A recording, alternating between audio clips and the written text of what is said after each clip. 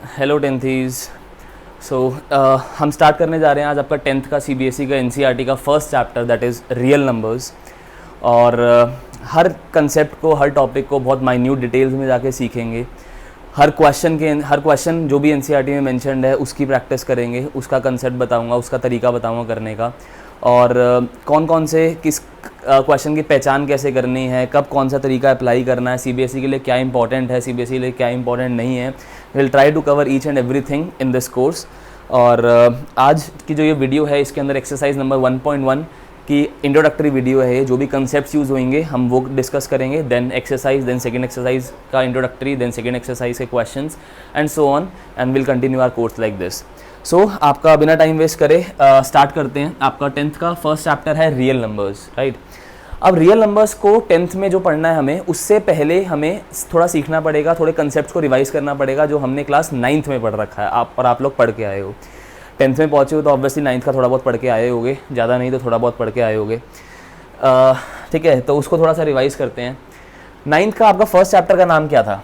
9th का आपका first chapter अगर आप देखो तो 9th के फर्स्ट चैप्टर का आपका नाम था, आप सबको याद होगा, नंबर सिस्टम, राइट। यही नंबर सिस्टम क्या है? नंबर सिस्टम इज़ बेसिकली आपका पूरा नंबर्स का एक कलेक्शन है। अब उन नंबर्स को किसी तरीके से, किन्हीं चीज़ों की वजह से क्या करा गया? क्लासीफाई करा गया। अब जब वो क्लासीफाई करने की बारी आई तो नंबर सिस्टम को बच्चों सबसे पहले क्लासीफाई करा जाता है आपका रियल नंबर्स में, और जो रियल नंबर्स नहीं हैं, और जो रियल नंबर्स नहीं हैं वो आपके क्या हैं? Imaginary numbers. और वो क्या हैं? इमेजिनरी नंबर्स, जो आप अगले साल सीखोगे क्लास 11th के अंदर। ऑब्वियसली अगर आप मैथ्स लोगे तो क्लास 11th में आप इमेजिनरी नंबर्स के बारे में पढ़ोगे। बेसिकली रियल नंबर्स और इमेजिनरी नंबर्स, चाहूँ तो मैं इसके आगे और कंटिन्यू कर सकता हूँ, बट थोड़ी बहुत नॉलेज लेते हुए हर चीज़ की चलेंगे। अब इमेजिनरी नंबर्स और रियल नंबर्स में क्या डिफरेंस है? रियल नंबर्स और इमेजिनरी नंबर्स में अगर आपको 10th के हिसाब से कुछ सीखना है तो आप सिर्फ इतना समझ सकते हो कि जो चीज़ रियल प्लेन पे, रियल नंबर्स क्या है? जो चीज़ रियल प्लेन पे, ठीक है, फॉर एग्जांपल मतलब आपका जो कार्टेशियन प्लेन है, आपका ग्राफ पेपर है, उन पे जो नंबर्स प्लॉट करे जा सकते हैं वो आपके हैं रियल नंबर्स। अभी तक आप जितने नंबर्स के बारे में पढ़ते आए हो, रूट वाले नंबर, पॉइंट वाले नंबर, डेसिमल वाले नंबर, फ्रैक्शंस वाली चीज़ें 8th में पढ़ के आए हो, ठीक है। 9th में इतने सारे नंबर्स आपने पढ़े, आपने पॉइंट में रिपीट होने वाले नंबर्स पढ़े, वो सारे नंबर्स को आपने नंबर लाइन के थ्रू प्लॉट भी करना सीखा, राइट।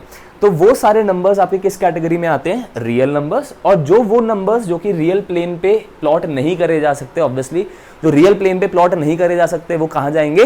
वो आपके इमेजिनरी नंबर्स के अंदर जाएंगे। अगर एक एग्जांपल लें इमेजिनरी नंबर्स का, तो आप मुझे एक बात बताओ, ऐसा नंबर सोचते हैं जो आपके पास रियल में, असली में आपने देखा ना हो, वो कहाँ जाएगा? इमेजिनरी नंबर्स के बारे में तो हिंट लेते हुए चलेंगे।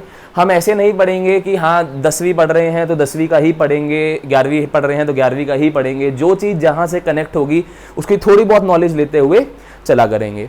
तो इमेजिनरी नंबर्स की एक बात करते हैं बच्चों, कुछ आपको पता है, आप 2 का स्क्वायर निकालते हो, क्या मिलता है आपको? 4 मिलता है। आप -2 का स्क्वायर निकालते हो, क्या मिलता है आपको? 4 मिलता है। आप -2 का स्क्वायर निकालते हो, आपको क्या मिलता है? 4 मिलता है। तो आप जब स्क्वायर रूट करते हो, ठीक है, जो आप स्क्वायर रूट करते हो किसका करोगे? 4 का करोगे, और उसका आंसर क्या देते हो आप? +-2 देते हो। तो जब आपको ये समझ आ रहा है कि आप पॉजिटिव का स्क्वायर कर रहे हो तो भी पॉजिटिव नंबर आ रहा है, नेगेटिव का स्क्वायर कर रहे हो तो भी पॉजिटिव नंबर आ रहा है, ठीक है, तो स्क्वायर रूट किसका करोगे? पॉजिटिव नंबर का ही करोगे, राइट। बट अगर मैं आपको स्क्वायर रूट के अंदर एक नेगेटिव नंबर दे दूं और बोलूं अब सॉल्व करो कि इसका आंसर क्या होगा, तो आप स्क्वायर रूट को सॉल्व करते हुए क्या सोचते हो? आप स्क्वायर रूट ऑफ 4 सोच रहे थे तो आपके मन में क्या चल रहा था कि ऐसा कौन सा नंबर है कि जिसका स्क्वायर क्या आ जाए? 4 आ जाए, यही सोच रहे थे। अब जब रूट ऑफ -1 सीख रहे हो तो क्या मन में लाओगे कि ऐसा कौन सा नंबर है जिसको उसी से मल्टीप्लाई कराओ और क्या आ जाए? -1। क्या ये पॉसिबल है? अभी तक तो आपके लिए इस चीज़ को एनालाइज करना पॉसिबल नहीं है। तो ऐसे नंबर्स को बच्चों, ऐसे नंबर्स को हम क्या बोलते हैं? इमेजिनरी नंबर्स बोलते हैं। अभी सिर्फ एक एग्जांपल लेते हुए चलेंगे, √(-1), और ये क्या है आपका? एक इमेजिनरी नंबर है। बस इसके अलावा जब टॉपिक आएगा, कंसेप्ट आएगा, तब सीखेंगे। अभी मैंने आपको एक हिंट दे दिया है कि अगर कोई आपके सामने क्लास के अंदर आपके फ्रेंड वगैरह हवाबाजी करे कि क्या है इमेजिनरी नंबर, वो तो तेरे को पता नहीं, तू बता रहा है इमेजिनरी नंबर्स कुछ होते हैं, तो आपको एक आइडिया है, ठीक है। सो अब अगला आता है आपके पास रियल नंबर्स। अब रियल नंबर्स का बेटा अगर थोड़ा सा हम डेसिमल एक्सपेंशन की फॉर्म में जाएं, ये बेस्ट तरीका है क्लासीफाई करने का। अगर हम रियल नंबर्स का डेसिमल एक्सपेंशन करें तो डेसिमल एक्सपेंशन दो तरीके से आता है। आप पढ़ के आ चुके हो 9th क्लास के अंदर कि कुछ नंबर्स आपके होते हैं जो कैसे रहते हैं, टर्मिनेटिंग। कुछ नंबर्स आपके रहते हैं टर्मिनेटिंग। फॉर एग्जांपल 0.2, इसके बारे में आप अच्छे से क्लास 9th में पढ़ के आ चुके हो। टर्मिनेटिंग है ना, कि 0.2 खत्म हो गया, पॉइंट के बाद 2 आया, उसके बाद रिमाइंडर खत्म हो गया, आगे और कुछ नहीं है। ठीक है, जो टर्मिनेटिंग नहीं होते बच्चों वो आप क्या पढ़ के आए हुए हो, नॉन टर्मिनेटिंग। वो आप क्या पढ़ के आए हुए हो, नॉन टर्मिनेटिंग, राइट। अब आप मुझे बोलोगे सर हमने तो नॉन टर्मिनेटिंग 2 तरह के पढ़े थे। बिल्कुल सही बोल रहे हो, नॉन टर्मिनेटिंग आपने 2 तरह के पढ़े थे। एक पढ़ा था नॉन टर्मिनेटिंग बट रिपीटिंग, है ना। तो मैं नॉन टर्मिनेटिंग फिर से नहीं लिखता, ये उसी की टाइप है। मैं यहाँ पे लिख देता हूँ कि वो रिपीटिंग वाले आपने पढ़े थे और आपने नॉन रिपीटिंग, नॉन रिकरिंग पढ़े थे, राइट।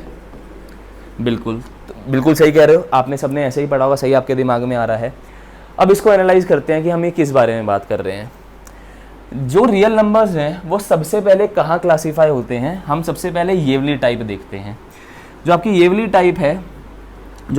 टाइप है नॉन रिपीटिंग वाली, ठीक है, ये टाइप आपकी क्या कहलाती है बच्चों, ये आपकी कहलाती है ये आपकी टाइप क्या कहलाती है, इर्रेशनल नंबर्स। कौन सी टाइप है बच्चों, ये है non terminating and non repeating. ये क्या है, non terminating and non repeating. और आप ये 9th में अच्छे से पढ़ के आ चुके हो कि ऐसे कोई नंबर, फॉर एग्जाम्पल 0.231, अपना आगे कोई भी मोबाइल नंबर लिख दो, 965 समथिंग समथिंग समथिंग, लास्ट में डॉट डॉट है, ठीक है। डॉट डॉट मतलब टर्मिनेट नहीं हो रहा, रिपीट मतलब नॉन रिपीटिंग मतलब कोई भी पैटर्न नहीं बन रहा, वो बार की फॉर्म में नहीं लिख सकते, है ना। तो ऐसे नंबर्स को हम क्या बोलते हैं, इर्रेशनल, ठीक है। एक ये फॉर्म अलग हो गई।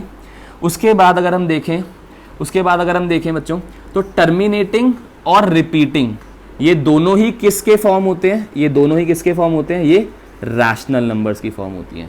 ये क्या होते हैं, ये रैशनल नंबर्स की फॉर्म होती है। इनको हम क्या बोलते हैं, रैशनल नंबर्स। याद करो, आपके 8वीं क्लास का पहला चैप्टर मुझे याद है, रैशनल नंबर पढ़ते थे हम लोग। तो ये दोनों रैशनल नंबर। तो अगर आपसे कोई आज के बाद पूछे रैशनल नंबर क्या है, तो ऑब्वियसली हर बच्चे को पता है रैशनल नंबर वो होते हैं जो P/Q फॉर्म में आते हैं, जहाँ पे Q नॉट इक्वल टू 0 होता है। यही पढ़ते आए हो। तो ये तो होता ही होता है। बट आज के बाद आप क्या बोलोगे साथ में, रैशनल नंबर्स वो होते हैं जिनका डेसिमल एक्सपेंशन या तो टर्मिनेटिंग होता है या तो नॉन टर्मिनेटिंग बट रिपीटिंग होता है। ठीक है। अब ये रैशनल नंबर्स आपके रैशनल नंबर्स वापस डिवाइड हो जाते हैं, सिंपल जो फ्रैक्शन फॉर्म में ही रह जाएंगे, और जो फ्रैक्शन फॉर्म में हैं दिख नहीं रहे, कन्वर्ट करे जा सकते हैं, जिनको हम क्या बोल देंगे, इंटीजर्स। क्या बोल देंगे, इंटीजर्स। सबके एग्जांपल लेके लास्ट में 1 मिनट में क्लियर कर दूंगा सारा। अभी बस टाइप सीखो, फ्लो चार्ट सीखो, क्या हो रहा है। इंटीजर्स ऑब्वियसली आपके पॉजिटिव, 0 और नेगेटिव हो सकते हैं, राइट। पॉजिटिव, 0 और नेगेटिव हो सकते हैं। अब जो पॉजिटिव हो सकते हैं उसको पॉजिटिव इंटीजर्स, ठीक है, फॉर एग्जांपल 1, 2, 3, इसको हम सिर्फ क्या बोल देते हैं बच्चों, नेचुरल नंबर्स। इसको क्या बोल देते हैं, नेचुरल नंबर्स। क्या बोल देते हैं, नेचुरल नंबर्स। और अगर मैं नेचुरल नंबर्स और 0 को कंबाइन कर दूं तो क्या बोल देते हैं उनको, होल नंबर्स। क्या बोल देते हैं, होल नंबर्स। और अगर इन सबको कंबाइन कर दूं नेगेटिव के साथ तो कहां पहुंच जाऊंगा, इंटीजर्स पे पहुंच जाऊंगा। अब मैं वापस पूरा फ्लो चार्ट समझा रहा हूं, 1 मिनट के अंदर सारा क्लियर हो जाएगा। ये एक बेसिक आपका फ्लो चार्ट है, कौन कौन सी चीज़ कैसे कैसे पढ़नी है, कैसे जाना है। अभी हम ऊपर से आए थे, अब हम नीचे से जाएंगे, और इस चीज़ को अभी 1 मिनट में आपको ख़त्म करके आपके दिमाग में बैठ जाएगी। वापस लिखने की, पढ़ने की कोई ज़रूरत नहीं पड़ेगी आपको।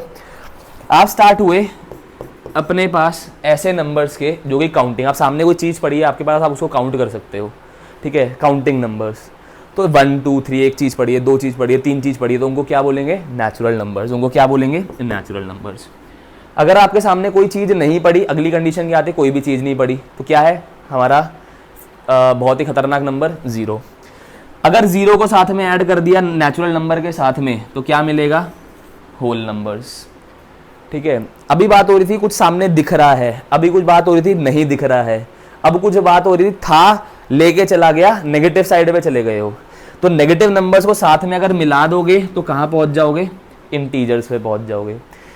उसके बाद क्या कंडीशन आई, आपके पास कोई चीज पड़ी है बट आपको उसको डिस्ट्रीब्यूट करना है कुछ पार्ट्स के अंदर, है ना, कुछ फ्रैक्शन फॉर्म में, पार्ट्स में, दो चीजें पड़ी हैं, उसको 4 में बांटना है, तो तोड़ना पड़ेगा, फ्रैक्शन फॉर्म में जाना पड़ेगा। तो इंटीजर्स के फिर अगला जब फ्रैक्शंस मिला दोगे, इंटीजर्स के साथ फ्रैक्शन मिला दोगे, कहाँ पहुंच जाओगे, रैशनल नंबर पे पहुंच जाओगे। राइट, कहाँ पहुंच जाओगे, रैशनल पे पहुंच जाओगे। रैशनल कौन से होते हैं, अगर उनको वापस पॉइंट में जाओगे तो या तो टर्मिनेटिंग आएगा या तो नॉन टर्मिनेटिंग बट रिपीटिंग वाले क्या फॉर्म थी, फॉर एग्जांपल 0.33333333 जिसको कैसे लिखते थे 9th के अंदर, 0.3 बार। जैसे 1 को 3 से डिवाइड कराओ क्या मिलेगा, 0.3 कभी कटेगा ही नहीं, कभी रुकेगा ही नहीं, करते रहो डिवाइड, रुकेगा ही नहीं कभी, 0.33333 दैट इज 0.3 बार। ठीक है, तो ये हो गया रियल नंबर्स की एक साइड। जो रैशनल नहीं है, ठीक है, जो रैशनल नहीं है वो क्या होंगे, इर्रैशनल होंगे। और जो रैशनल इर्रैशनल मतलब मिला के क्या बनता है, रियल नंबर्स। वो रियल नंबर्स जो नहीं होंगे वो क्या होंगे, आपके इमेजिन नंबर्स। और ये पूरा मिला के आपका क्या बन गया है, number system. So I guess इसके बाद आपको कभी भी वापस पढ़ने की, लिखने की इस चीज़ को ज़रूरत नहीं पड़ेगी। फ्लो चार्ट में जाओ, फ्लो चार्ट में जाओ। अगर मैं इसको एक बार साइड कर दूं और एक बार छोटे से चीज़ से और पढ़ लें तो देखते हैं क्या बनता है। तो एक बार और देख लेते हैं क्या बनता है। आपके पास कुछ नंबर्स दिख रहे हैं 1 2 3 4, ठीक है, क्या है, नेचुरल।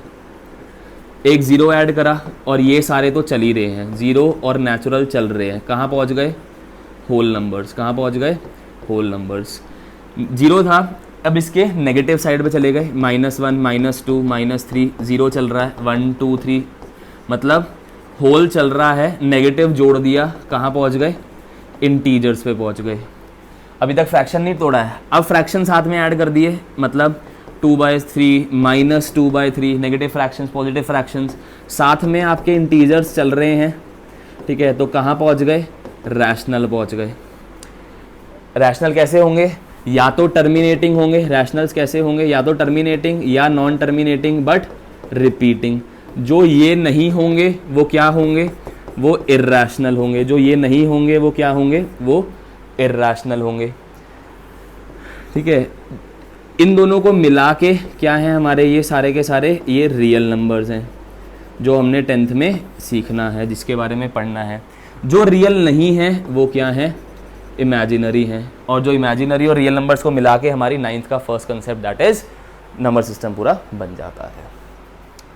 सो आई गेस आपको समझ आया होगा पूरा, और इसको वापस पढ़ने की ज़रूरत भी नहीं पड़ेगी। फ्लो चार्ट दिमाग में बिठाओ, हर चीज़ का एक पैटर्न बिठाओ कि कैसे जाना है, कंसेप्ट को कैसे समझना है।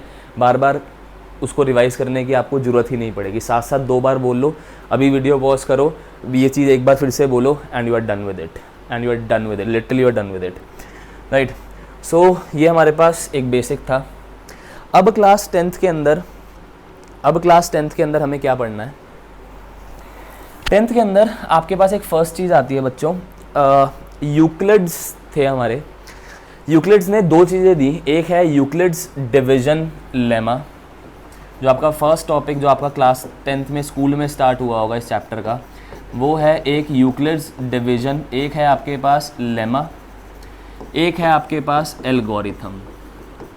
अब सीधा स्कूल स्टार्ट करा देता है कि लेमा क्या है, एल्गोरिथम क्या है, सीधा स्टार्ट करा देता है। बट सीखते हैं पहले लेमा और एल्गोरिथम का मतलब क्या है, what is lemma, what is algorithm.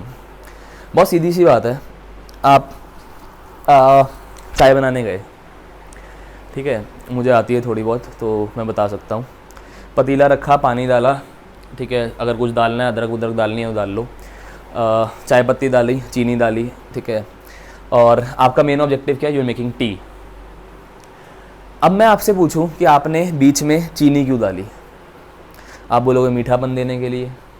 मैं बोलूँगा चीनी मीठापन क्यों देती है, आप बोलोगे चख के देख लो सर, और क्या बोलोगे, यही बोलोगे चख के देख लो। अब वो तो जाओगे नहीं कि हाँ उसमें फ्रुक्टोज होता है, सुक्रोज होता है, ये होता है, वो होता है, ये बना होता है, वो बना होता है, आप क्या बोलोगे, चख के देख लो, चीज़ सामने पड़ी है, चीनी है, पता है मिठाई देती है, तो उसको प्रूफ करने की ज़रूरत नहीं है आपको, है ना। वैसे ही मैथ्स के अंदर एक ऐसी स्टेटमेंट जो ऑलरेडी प्रूवन है और बाकी चीज़ों को प्रूफ करने के काम आती है, उसको हम क्या बोलते हैं मैथ्स में? लेमा बोलते हैं। और ये जो मैं स्टेप्स चला रहा था, जिसमें लेमा यूज़ करी, सारे लगातार स्टेप्स चला रहा था, वो स्टेप्स क्या होती हैं? एल्गोरिथम। वो सारी जो सीरीज़ ऑफ स्टेप्स होती हैं आपकी, ठीक है, एक सीरीज़ ऑफ डिफाइंड स्टेप्स है जो एक रिज़ल्ट पे पहुंचने के लिए काम आता है, वो सीरीज़ ऑफ स्टेप्स क्या होती हैं? एल्गोरिथम होती हैं। तो आपको एक पढ़ना है यूक्लिड्स डिवीजन लेमा, एक पढ़ना है यूक्लिड डिवीजन एल्गोरिथम। अब एल्गोरिथम एक सीरीज ऑफ स्टेप्स है, एक रिजल्ट पे पहुंचाती है। हमारे यहाँ पे यूक्लिड डिवीजन एल्गोरिथम ने क्या करना सिखाया? उसने हमें निकालना सिखाया HCF। तो हमें एक कंसेप्ट क्या सीखना है? Finding HCF using Euclid's division algorithm. अब ऑब्वियसली इसके अंदर क्या काम आएगा? लेमा काम आएगा। तो हमें पहले क्या सीखना है? यूक्लिड्स डिवीजन लेमा सीखना है। क्या सीखना है? यूक्लिड्स डिवीजन लेमा सीखना है। बहुत ही खतरनाक सा टॉपिक लगता है बच्चों को स्कूल में, बहुत ही बोरिंग टॉपिक तरीके से सिखाया जाता है, क्योंकि बोरिंग है, मैं भी बोल रहा हूँ बोरिंग है, ठीक है, बट ठीक है, समझने की कोशिश करते हैं। कुछ नहीं है, आप पढ़ते आए हो ये चीज़ें, पहले बचपन से पढ़ते आए हो, बहुत सिंपल चीज़ें, उसको एक स्पेसिफिक लैंग्वेज में बोल दिया गया। आपके पास 6 चीज़ें हैं, ठीक है, आपके पास 6 छोड़ो, आपके पास 10 चीज़ें हैं, ठीक है, आपको 3 डब्बों में बांटना है, आपको 3 डब्बों में बांटना है, आपको 3 डब्बों में इक्वल नंबर ऑफ चीज़ें बांटनी है, ठीक है, आपको 3 डब्बों में 10 चीज़ों को इस तरीके से बांटना है कि इक्वल नंबर ऑफ चीज़ें तीनों डब्बे में जाएं। क्या करोगे? इसमें 3 डाल दो, इसमें 3 डाल दो, इसमें 3 डाल दो, यही करोगे। अब बोलोगे सर एक तो बच गया, राइट, एक तो बच गया, मतलब आपने 10 को 3 चीज़ें डाली, 3 डब्बों में डाली, तो 9 तो यूटिलाइज हो गया और एक बच गया। ये चीज़ समझ आई?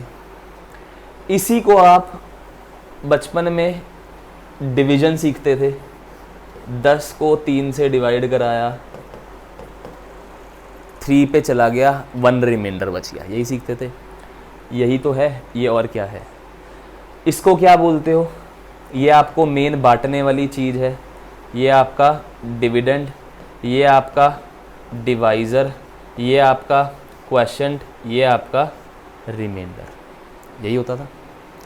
बस इसी को और कुछ नहीं, इसी को आपने एक अच्छी भाषा में लिख देना है, इसी चीज़ को आपने अच्छी भाषा में स्टेट कर दिया यूक्लिड्स ने। और लेमा है, प्रूवन चीज़ है, सामने दिख रही है, ये ऐसा ही होता है ना। Dividend equal to divisor into quotient plus remainder, ये याद रखना। मैं ये रब कर रहा हूँ, ठीक है, मैं ये हटा रहा हूँ, ये चीज़ याद रखना please. Dividend is equal to divisor into quotient plus remainder, right. अच्छा, जब आप किसी चीज़ को डिवाइड करते हो बच्चों, जब आप किसी चीज़ को डिवाइड करते हो, 3 से डिवाइड कर रहे हो, 3 6 18, आपके पास 2 बच गया, आपने लॉन्ग डिवीजन स्टॉप कर दी। कब लॉन्ग डिवीजन स्टॉप करी आपने? जब आपका रिमाइंडर छोटा चला जाता है, किससे? डिवाइज़र से, तब रोक देते हो। अगर बराबर भी होगा तो डिवाइड कर दोगे ना। यहाँ पे अगर एक और 3 होता, 3 बच रहा होता, तो मतलब आप बोलते हैं अभी तो डिवाइड हो रहा है ना। ये तो अभी मतलब आपने ऊपर ही, ये 6 पे क्यों, ये 7 में जाता। फिर अगर यहाँ पे 3 बच रहा होता, मतलब नंबर 21 होता। तो बेसिकली ये रिमाइंडर जो है डिवाइज़र से छोटा होना चाहिए। आपने ऐसी लॉन्ग डिवीजन में क्या रिमाइंडर को नेगेटिव आते देखा है? आपने ऐसा बोला अच्छा यहाँ 21 कर देते हैं और रिमाइंडर -1, ऐसा तो नहीं करा। और रिमाइंडर 0 आ सकता है, बिल्कुल। अगर यहाँ पे नंबर 18 ही होता तो रिमाइंडर 0 आ जाता। तो क्या मैं एक कंडीशन लिख सकता हूँ कि जो रिमाइंडर होता है ये लेस देन डिवाइज़र होता है और ग्रेटर देन इक्वल टू 0 होता है। ध्यान से देखना इस चीज़ को। अब जो तुम्हारा यूक्लिड डिवीजन का लेमा है, यूक्लिड डिवीजन लेमा है, उसके बारे में थोड़ा सा देखते हैं, ठीक है। अब तुम्हारा जो यूक्लिड डिवीजन लेमा है उसके बारे में जाके देखते हैं कि क्या है। एनसीईआरटी ने इसको किस तरीके से बोला? एनसीईआरटी ने इसको किस तरीके से बोला उसको देखते हैं। एनसीईआरटी ने यूक्लिड्स डिवीजन लेमा की अगर हम बात करें तो देखो, यूक्लिड्स डिवीजन लेमा में एनसीईआरटी ने ये रही हमारी यूक्लिड्स डिवीजन लेमा क्या बोलता है, और ध्यान से एनालाइज करना कि सेम चीज़ है या नहीं है। Given positive integers a and b, दो पॉजिटिव इंटीजर्स हैं a and b, there exist unique integers q and r satisfying a is equal to bq plus r where r is less than b but greater than equal to 0। यही तो है Euclid's division lemma. और मैंने क्या बताया था, 10 chocolate हैं, 3 डब्बे हैं, 10 चॉकलेट हैं, there exist given positive integers a and b, given positive integers a and b, there exist some numbers, there exist some number q and r satisfying a is equal to bq plus r, जहाँ पे r less than b होगा and greater than equal to 0 होगा। ये condition याद रखनी है। Simple, समझ आ गया। Dividend equal to divisor into question plus remainder, वही है, बस एक स्पेसिफिक मैथमेटिकल प्यारी सी भाषा में लिख दिया गया है। और आपको ये लेमा एज इट इज़ अपने सीबीएसई के लिए याद भी करके जानी है, आगे लिखना पड़ेगा यूजिंग यूक्लिड्स डिवीजन लेमा। कई बार सीधा काम बन जाएगा, कई बार लिखनी पड़ेगी कि given two positive integers a and b, we can find integers q and r such that a is equal to bq plus r, जो ये कंडीशन को सेटिस्फाई कर दे। अब इसको यूज करते हुए हम सबसे पहले क्या सीखेंगे, एल्गोरिथम सीखेंगे, और क्या निकालने के लिए सीखेंगे, HCF निकालने के लिए सीखेंगे। क्या सीखेंगे, HCF निकालने के लिए सीखेंगे, राइट। हम क्या सीखेंगे, इसको HCF निकालने के लिए सीखेंगे। एक सेकेंड, ठीक है, हम HCF निकालने के लिए साथ में इसको अब सीखेंगे लेमा से। तो ये आपके पास बेसिकली लेमा आ गई, a is equal to b q plus r where r is less than b and greater than equal to 0, right. अब उसने क्या सिखाना है, उसने क्या सिखाना है आपको, एल्गोरिथम। एल्गोरिथम क्या है, कुछ सीरीज ऑफ स्टेप्स हैं जो आपको क्या देता है, आपको HCF निकालने के लिए बताएगा। अब ये भी कोई बहुत रॉकेट साइंस नहीं है, अंडरस्टूड सी चीज़ है। और मैं तुम्हें HCF आज एक ऐसे तरीके से सिखाऊंगा, एक ऐसे तरीके से एनालाइज कराऊंगा, ठीक है, जो शायद ही कभी स्कूल के टीचर्स कोशिश करेंगे। आई एम नॉट कंप्लेनिंग, उनका स्ट्रक्चर पढ़ाने का ऐसा होता है कि एनालाइज कराना, उनको हर डीप में जाना, टाइम उनको रिस्ट्रिक्ट हो जाता है, ठीक है। सो दे ट्राई कि हाँ ठीक है क्वेश्चन सॉल्व हो जाएं, और वही बहुत बड़ी बात हो जाती है कि उनको इतना टाइम मिल जाए। और जो आजकल का टाइम चल रहा है उसमें वैसे भी ऑनलाइन सब कुछ सिखाना ऐसा लगता है कि पॉसिबल नहीं है। लेट अस ट्राई HCF को किसी तरीके से एनालाइज करवाना, ठीक है। सो HCF है क्या, HCF क्या है, मैं HCF आपको बोलूँगा तो आप सबसे पहले बोलोगे highest common factor. Highest common factor, दो नंबर्स का हाईएस्ट कॉमन फैक्टर निकालना है। चलो दो एग्जांपल लेते हैं, नंबर्स लेते हैं। एक ले लेते हैं मान लो 24, और एक नंबर ले लेते हैं मान लो, या 24 को रहने देते हैं, और क्या ले लेते हैं, नंबर ले लेते हैं 20 और ले लेते हैं 6। 20 ले लेते हैं और 6 ले लेते हैं, ठीक है। अब मैं आपको एक कंडीशन देता हूँ, ध्यान से समझना। मैं वो कंडीशन देता हूँ, ध्यान से समझना। आपके पास एक रेक्टेंगल है, जिसकी लेंथ है आपके पास कितनी, 20, ठीक है। जिसके आपके पास लेंथ है कितनी, 20, और ब्रेड्थ है आपके पास कितनी, 6। अब मैं आपको बोलूँ इसके अंदर एक ऐसी मैक्सिमम साइज़ की स्क्वायर टाइल डालो, ठीक है। अभी बहुत जनरल सी बात है जो डेली यूज़ में काम आती है और कोई भी इसका जवाब सोच सकता है, ठीक है। आपको इस रेक्टेंगुलर फील्ड को स्क्वायर टाइल से भरना है। किससे? स्क्वायर टाइल से, ठीक है, स्क्वायर टाइल से भरना है। सबसे बड़ी हो कि एग्जैक्टली फिट हो जाए, कंडीशन सुनना, कि एग्जैक्टली फिट हो जाए, ना तो तोड़ना ताड़ना पड़े कि आधी लगा दो पौनी लगा दो, ना इसमें कुछ जगह बचनी चाहिए, ना इसको तोड़ना मरोड़ना है और ना इसमें जगह बचनी चाहिए। क्या करोगे? कितने साइज की टाइल डालोगे? ठीक है, कि ये 20 भी कंप्लीटली फिल हो जाए और ये 6 भी कंप्लीटली फिल हो जाए, ये 20 भी कंप्लीटली फिल हो जाए, ये 6 भी कंप्लीटली फिल हो जाए। स्टार्ट करते हैं। एक तरीका बताता हूँ तुम्हें, मैं अभी बोलूँ इसके अंदर, इस टाइल के अंदर, इस स्क्वायर फील्ड के अंदर, इस रेक्टेंगुलर फील्ड के अंदर आप सबसे बड़ी टाइल अभी किस साइज की डाल सकते हो जो स्क्वायर हो? आप बोलोगे सर इसकी जो विड्थ है वो तो 6 है, तो 6 की डाल सकते हो, और क्या करोगे? ठीक है, मैं ये 6 ही है, ठीक है, मैं मान लो यहाँ तक 6 आई, ठीक है, और ये 6x6 की मैंने एक स्क्वायर टाइल डाल दी, ठीक है, ये मैंने 6x6 की एक स्क्वायर टाइल डाल दी, ये फिल हो गया। जो बचा वो क्या है? ये भी 6 है, और ये जो बचा वो कितना होगा? 20 - 6, 6 का तो यूज़ हो गया, 6 की स्क्वायर टाइल तो डाल दी, तो ये कितना बचा? 14 बचा। अब क्या रह गया? 6 और 14 रह गया। अब कितनी बड़ी टाइल डाल सकते हो? सबसे बड़ी स्क्वायर टाइल। आप बोलोगे सर 6 से बड़ी तो डाल नहीं सकते, यहाँ से बाहर हो जाएगी, और यहाँ से 6 डालने की जगह है तो 6 की डाल सकते हो। 6 की एक टाइल और डाल दी, ये 6 और भर गया, ये 6 और भर गया, पूरा भर गया। ये जो अभी बचा हुआ ये भी 6 है, 14 पूरा था, 6 चला गया, कितना बचा? 8 बचा। ठीक है, ये स्क्वायर लग रहे हो दिल पे मत लेना, भावनाएं समझो। अब ये बचा हुआ है 6 और 8 का, ठीक है, अब ये बचा हुआ है आपके पास 6 और 8 का। अब इसके अंदर क्या कर सकते हो? आप बोलोगे सर 6 की एक और डाल दो, एक स्क्वायर टाइल 6 की और डाल दो। अब जो बचा हुआ है ये भी फिल हो गया। जो बचा हुआ है वो क्या है? ये 6 और ये कितना बचा हुआ है? 2। ये कितना बचा हुआ है? 2। अब अगर आप सोचो इस जो बचा हुआ पार्ट है इसमें कितनी बड़ी टाइल डाल सकते हो? क्या 2 से बड़ी डाल सकते हो? नहीं, 2 से ज़्यादा डालोगे तो बाहर चला जाएगा। तो आपने 2x2 की एक स्क्वायर टाइल डाल दी। ये 6 था, 2 भर गया, कितना रह गया? 4। थोड़ा ज़्यादा छोटा हो गया, ठीक है, 4 रह गया। अब कितने की डाल सकते हो?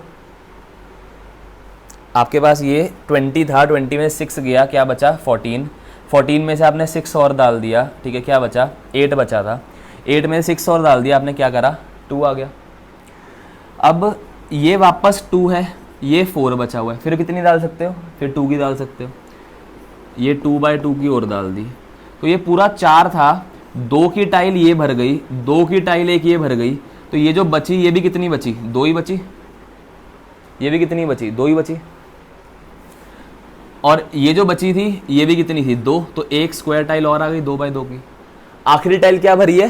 2x2 की। आखिरी टाइल कितने की भरी है? 2x2 की। तो दैट मीन्स कि अगर आप इस पूरी फील्ड को 2x2 की स्क्वायर टाइल से भरो तो आपका काम बन जाएगा। बताऊं कैसे? ये देखो, ये देखो, आपका क्या था? रेक्टेंगल था एक, आपका क्या था? एक रेक्टेंगल था, आपका एक रेक्टेंगल था 20 और 6 का, ठीक है, 20 और 6 का। आपने 6 की एक टाइल डाली थी, 6 की आपने एक टाइल डाली, 12 लग गई थी, ठीक है। 6 की आपने एक और डाली थी, 18 लग गई थी। ये 2 बची थी, ये 6 बचे थे। 2 की आपने 2x2 की 3 टाइल डाल दी, ठीक है, 2x2 की आपने 3 टाइल डाल दी। लास्ट टाइल जो डली वो कितनी डली है? 2x2 की। अगर मैं इसी फील्ड के अंदर 2x2 की टाइल भरना शुरू करूं तो कोई जगह बचेगी क्या? 2 की, 2 की, 2 की, 2 की, 2 की, 2 की, 2 की, कितनी जाएंगी? 10 टाइल ऐसे लग जाएंगी। 6 ये था, कितनी? 3 टाइल ऐसे आ जाएंगी। 3 ऐसे, 3 रोज में कितनी कितनी? 10 10। 3 रोज में कितनी कितनी? 10 10। पूरा एरिया भर गया, पूरा एरिया भर गया। 3 रोज में 10 10 की टाइल आई, पूरा एरिया भर गया। ना टाइल तोड़ना पड़ा, ना कुछ करना पड़ा। तो दैट मीन्स आपके पास जो हाईएस्ट सबसे बड़ी, आपके पास हाईएस्ट ऐसा आपने कॉमन निकाल लिया लेंथ का और ब्रेड्थ का कि दोनों चीज़ें सेटिस्फाई हो जाए, और यही प्रैक्टिकली मतलब होता है HCF का, 2 नंबर का हाईएस्ट कॉमन फैक्टर, कि दोनों उससे डिवाइड हो जाएं और हमारा काम बन जाए। HCF निकालना आसान होता है, प्रैक्टिकल एप्लीकेशन क्या है उसको समझना बहुत मुश्किल है, और जब तक प्रैक्टिकल एप्लीकेशन नहीं सीखोगे चीज़ें यूज़ नहीं आएंगी, मन नहीं करेगा पढ़ने का। अगर ये मेथड अच्छा लगा हो तो प्लीज़ बताना। बहुत सिंपल मेथड है, कोई भी 2 नंबर ले लो, बहुत सिंपल मेथड है, कोई भी 2 नंबर ले लो, ठीक है। ये आपका यूक्लिड्स डिवीजन एल्गोरिथम नहीं है, मैं अभी आपको HCF का मतलब बता रहा हूँ, ठीक है। कोई भी और 2 नंबर ले लो। मुझे याद आ रहा है NCERT का फर्स्ट एक्सरसाइज का एक है यूजिंग यूक्लिड्स डिवीजन एल्गोरिथम, वो नहीं करते हैं, एल्गोरिथम यूज़ नहीं कर रहे हम। 135 और 225 का निकालना है।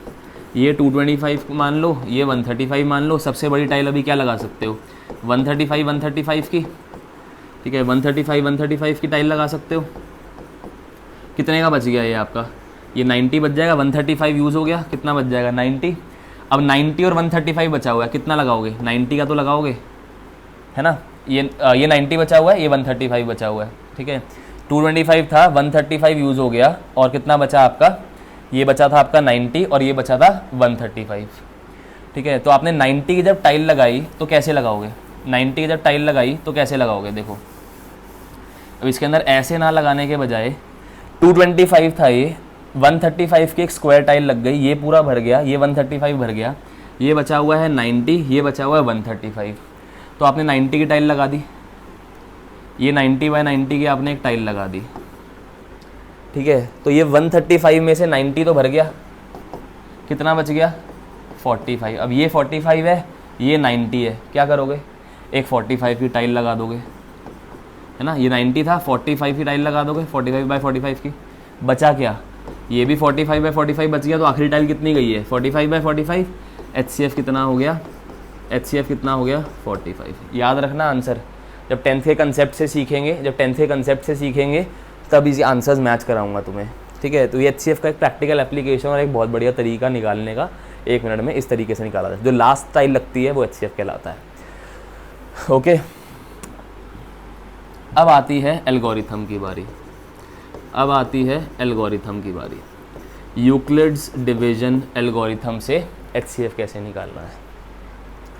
यही 2 नंबर्स ले लेते हैं, यही 2 नंबर्स ले लेते हैं, 135 एंड 225। क्या करना है, स्टेप्स के एल्गोरिथम, एल्गोरिथम क्या है, स्टेप्स हैं। स्टेप्स कैसे करने हैं, क्या स्टेप्स हैं, बड़े नंबर को बीच में रखो और छोटे नंबर से डिवाइड करा दो। कहाँ जाएगा 135, ऑब्वियसली यहीं जाएगा, क्या बचेगा 90। 135 225 था, डिवाइड कराया, एक ही बार जा सकता है, और ये रिमाइंडर बच गया। अब इसको तो इसमें बांट नहीं सकता, तो अब जो बच गया, ठीक है, इसको बाहर बना देना है डिविडेंड, और जो डिविडेंड था पीछे का वो क्या बन जाएगा, जो रिमाइंडर बचा वो क्या बन गया, डिवाइजर। फिर से समझ लो बात, जो आपका रिमाइंडर था, रिमाइंडर क्या आया था 90, अब इस रिमाइंडर को बना देना है क्या, डिविडेंड, और जो ऊपर डिविडेंड था उसको क्या बना देना है, डिविडेंड, ठीक है। ये क्या था आपका डिवाइजर, जो ऊपर डिवाइजर था उसको बना देना है डिविडेंड, और जो रिमाइंडर था उसको बना देना है डिवाइजर। तो 91 90 क्या बचेगा 45। फिर वही स्टेप, रिमाइंडर बन जाएगा डिवाइजर, रिमाइंडर बन जाएगा डिवाइजर, और जो ऊपर था डिवाइजर वो क्या बन जाएगा यहाँ पे, डिविडेंड। 45 टू द 90, जैसे ही आपका रिमाइंडर 0 आया, लास्ट वाले स्टेप का जो डिवाइजर होगा वो क्या कहलाएगा, HCF। आपका HCF वैसे भी क्या आ रहा था 45। फिर से एक बार स्टेप एक्सप्लेन कर रहा हूँ, कोई जल्दी नहीं है, फिर से एक स्टेप एक्सप्लेन कर रहा हूँ। बड़े नंबर को बीच में रखा, छोटे नंबर से डिवाइड करा, ये आपकी क्वेश्चन नंबर 1 का फर्स्ट पार्ट है जितना मुझे याद है NCERT के बारे में। ये 135 गया 1 पे, बचा रिमाइंडर, रिमाइंडर को बना दो डिवाइज़र, ठीक है, और जो ऊपर डिवाइज़र था उसको बना दो डिविडेंड। फिर डिवाइड कराया 90 1 90, क्या बचा 45। फिर से इसको रिमाइंडर को डिवाइज़र बना दो, डिविडेंड को डिवाइज़र को अंदर ले आओ, 45 टू द लास्ट स्टेप का ये क्या कहलाएगा, HCF। अब ऐसे नंबर नहीं मिलेंगे। नंबर के लिए क्या करेंगे, नंबर के लिए क्या करेंगे, CBSE क्या बोलता है, इसको बोलता है यूक्लिड डिवीजन लेमा की फॉर्म में लिखो। लेमा की फॉर्म में लिखो मतलब A is equal to BQ plus R, है ना। A और B क्या है, जो 2 नंबर क्वेश्चन ने दिए। बड़े नंबर को मान लो A, 225 इज इक्वल टू, छोटे नंबर को मान लो B, 135। हमने क्या लिखा, 135 इंटू 1, रिमाइंडर क्या है 90, 135 इंटू 1, रिमाइंडर क्या है 90, पहला स्टेप। अगले में क्या हुआ था, 135 जो ऊपर डिवाइज़र था बन गया था डिविडेंड, जो ये था ये बन गया था डिवाइज़र। अब 90 इंटू 1 प्लस 45, राइट।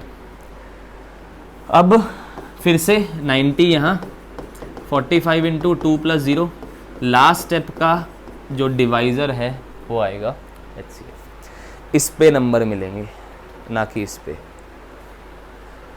आया समझ। 1 मिनट में तुम्हें NCERT से दिखा देता हूँ और तुम बोलोगे कि एकदम क्लियर है।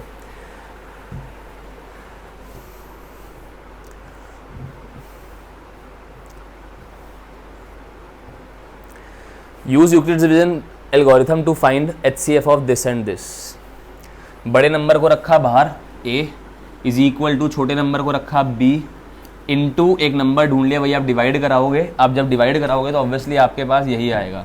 जो आप डिवाइड कराओगे यहाँ पे इसको 12576 को डिवाइड कराओगे, 12576 को 4052 से डिवाइड कराओगे तो ऑब्वियसली आपके पास यहाँ पे 3 आएगा, और जो रिमाइंडर आएगा वो क्या आएगा 420 आएगा। जो रिमाइंडर आएगा वो क्या आएगा 420 आएगा। और आपके पास इस तरीके से A is equal to BQ plus R आ गया। फिर क्या बताया था, ये यहाँ देख लो हो रखा है, 420 इंटू 9, ये रिमाइंडर बच जाएगा। फिर ये यहाँ, फिर ये यहाँ, अभी भी कुछ रिमाइंडर आ रहा है। फिर ये यहाँ, फिर ये यहाँ, अभी भी कुछ रिमाइंडर आ रहा है। फिर ये यहाँ, फिर ये यहाँ, अभी भी कुछ रिमाइंडर आ रहा है।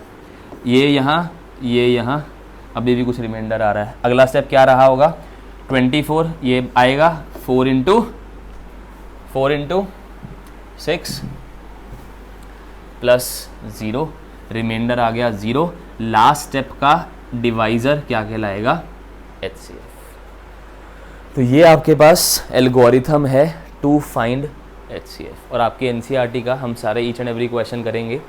NCERT का आपका फर्स्ट क्वेश्चन भी यही है, use Euclid division algorithm to find HCF of this and this. Use Euclid division algorithm to find HCF of this and this. तो आपने यही सेम स्ट्रैटेजी अप्लाई करनी है और HCF निकालना है। अंडरस्टूड। उसके बाद लेमा के ऊपर कुछ और कंसेप्ट आते हैं। लेमा के अंदर फर्स्ट एक्सरसाइज के करने के लिए फिर लेमा में एक कंसेप्ट आता है आखिरी, वो कवर करेंगे अभी। फिर अगली वीडियो में हम एक्सरसाइज का ईच एंड एवरी क्वेश्चन करेंगे। तो जल्दी से एक क्वेश्चन और कर लेते हैं जो लेमा का सीधा सीधा यूज़ है, और सबसे important type of question first exercise का ये है। मैं सेम क्वेश्चन आपको कराऊंगा। आप एक क्वेश्चन पढ़ लीजिए। Show that any positive odd integer is of the form 4q plus 1 और 4q प्लस 3।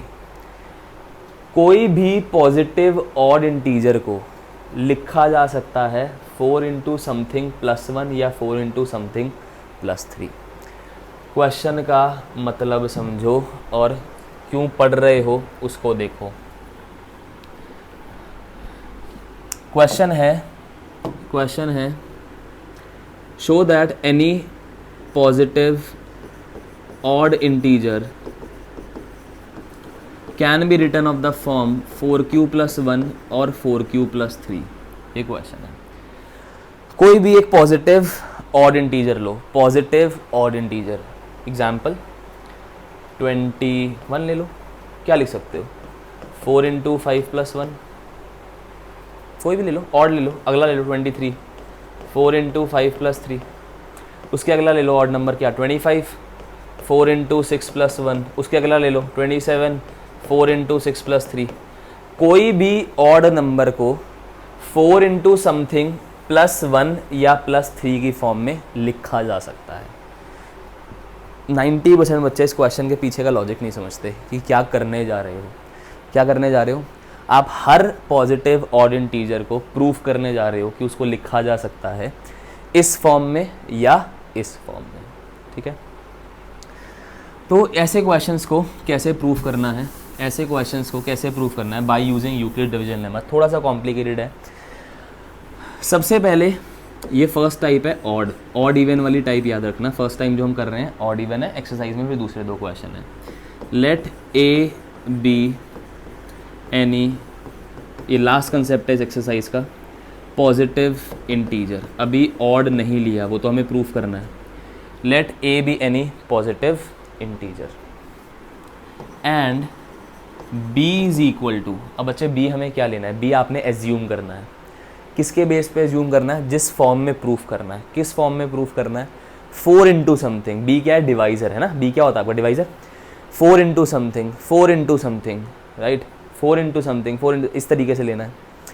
तो 4 into something 4q plus 1, 4q plus 4 into something लाना है, तो हम b की वैल्यू क्या लेंगे? b की वैल्यू 4 ले लेते हैं। क्या ले लेते हैं? b की वैल्यू 4 ले लेते हैं। अब अगर ये है तो बाय यूक्लिड्स डिवीजन लेमा हम a is equal to b q plus r, जहाँ पे r की value less than b greater than equal to 0 होती है। अगर ये वैल्यू पुट करें यहाँ पे तो a is equal to 4q plus r, जहाँ पे r की value less than 4 greater than equal to 0 होगी। तो r की वैल्यू क्या क्या हो सकती है बच्चों? r की वैल्यू 4 से छोटी, 0 या 0 से बड़ी। तो मतलब r की वैल्यू क्या हो सकती है? 0 हो सकती है, 1 हो सकती है, 2 हो सकती है या फिर 3 हो सकती है। थोड़ा थियोरेटिकल क्वेश्चन है, साथ साथ एक बार एनसीईआरटी पढ़ लो क्या करा मैंने। Let a be any positive integer, ये हर क्वेश्चन में लेट होगा, और ये b की वैल्यू आप क्वेश्चन के हिसाब से लेट करोगे कि आपको ऑड इवन को किस फॉर्म में प्रूफ करना है। फिर यूक्लिड डिवीजन लेमा लगा देना है और अपनी r के केसेस तक पहुंच जाना है, ठीक है। मैं आपको एनसीईआरटी से साथ ही साथ कि ये वाला क्वेश्चन ऐसा है कि एनसीईआरटी से लैंग्वेज थोड़ा सा पढ़ना है। Let us start with taking a where a is positive odd integer. उसने a को पहले ही पॉजिटिव ऑड मान लिया है। हमने क्या करा था? हमने सिर्फ पॉजिटिव माना था। अभी हम बाद में प्रूफ करेंगे कि ऑड इवन वो होता है। We apply division algorithm with a is equal to a and b is equal to 4, r is less than 4 but greater than equal to 0। तो r की पॉसिबल वैल्यूज क्या हो सकती हैं? 0, 1, 2, 3, राइट, 0, 1, 2, 3। यहाँ तक बिल्कुल ठीक है, ठीक है, यहाँ तक एकदम क्लियर हो गया। अब इसके बाद उसने क्या बोला? जैसे ही आप ये अप्लाई करते हो, अब उसको जितने केसेस हैं, लास्ट स्टेप हमारा, जितने केसेस हैं ना उतने केस बना दो। Case 1 a is equal to, case 1 r is equal to 0, तो 4q प्लस 0 मतलब a is equal to 4q। अब मुझे एक बात बताओ, ये जो a हमारा नंबर आया वो किस फॉर्म का है? अभी 4q। क्या ये नंबर ऑड है? नहीं। 4q can be written in the form of 2 into 2q, मतलब 2 इंटू समथिंग, राइट। क्या है? 2 इंटू समथिंग। तो जो भी नंबर 2 से डिवाइड होता है वो तो क्या कहलाता है? इवन कहलाता है। बट हमारा क्वेश्चन क्या था? हमने प्रूफ करना है ऑड को इस फॉर्म में, तो ये case rejected as it is even. हम सारे केसेस दिखाएंगे, ठीक है, एज इट इज। ये मैथ्स दो चीज़ें जानती है। अगर इवन प्रूफ करना है तो 2 इंटू समथिंग, ऑड प्रूफ करना है तो 2 इंटू समथिंग प्लस 1। मैथ्स दो ही चीज़ें जानती है। इवन प्रूफ करना है तो 2 इंटू समथिंग, ऑड प्रूफ करना है तो 2 into something plus 1, 2 into something plus 1। जैसे अगला केस है, case 2, when r is equal to 1, a is equal to 4q plus 1। अब यहाँ पे अगर आप देखो a is equal to 4q plus 1 में, तो आपको पता है आप इसको क्या लिख सकते हो? 2 इंटू 2q प्लस 1। ये क्या हो गया? इवन। इवन प्लस 1 क्या हो गया? ऑड। तो इस केस में जो ए है आपका, therefore A is odd and can be expressed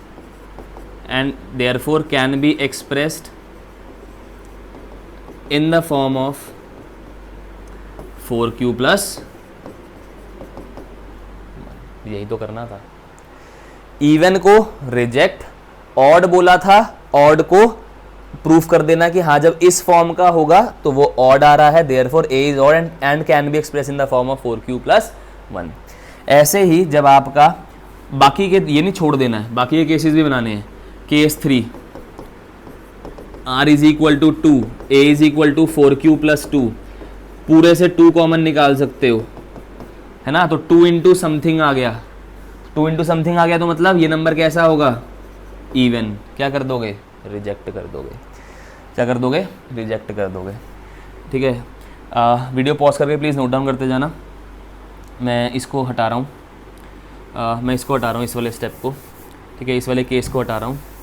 और लास्ट स्टेप तुम्हारा, लास्ट आर की वैल्यू क्या थी, 3, R is equal to 3, A is equal to 4q plus 3। अब इसको ध्यान से देखना, इसको ऑड प्रूफ करना है। इसको क्या मैं ऐसे लिख सकता हूँ, ध्यान से देखना बच्चों, ये दिमाग लगाना पड़ेगा तुम्हें, क्योंकि मैथ्स एक ही चीज़ जानती है, अगर इवन है तो 2 इंटू समथिंग, अगर ऑड है तो 2 इंटू समथिंग प्लस 1। इसको +1 तोड़ के लिख दिया, 3 को तोड़ के 2 + 1 तो लिख ही सकते हो, बच्चा बच्चा जानता है। इसमें से 2 कॉमन निकाल लो। Now this is 2 into something, so this is what, even. As this is divisible by 2, this is even. Even plus 1 will give you odd.